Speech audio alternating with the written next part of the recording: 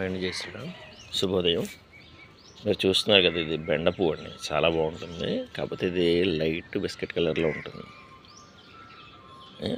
ఇది మామూలు బండి అండి. మనం అందరం మామూలుగా తెచ్చుకొని రైతు బజార్లో తీసుకుంటున్నాం కదా. ప్రస్తుతం కనిపిస్తున్న బెండ అయితే కస్తూరి బెండ అని పేరు విని ఉంటారు మీరు.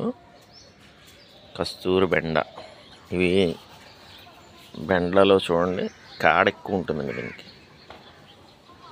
సరే, పొడుగ్గా మందార పువ్వు కాడలాగా వస్తుంది, ఇంకా ఎక్కువ వస్తుంది కూడా. అయితే ఇది తిక్కిల్లో ఉంటుందండి. చాలా బాగుంటుంది పువ్వు. ఇది మధ్యాహ్నం విడుస్తుంది. ఇది అలదయ్యాలు విడిచేస్తే మధ్యాహ్నం విడిస్తాయి. చూడండి, దాని మొగ్గ ఘనాకారం కూడా చాలా డిఫరెంట్గా ఉంటాయి. ఇవన్నీ కాయ అయిన తర్వాత ఇలాగే పొడుగ్గు కాడ వచ్చి కాయ అవుతుంది.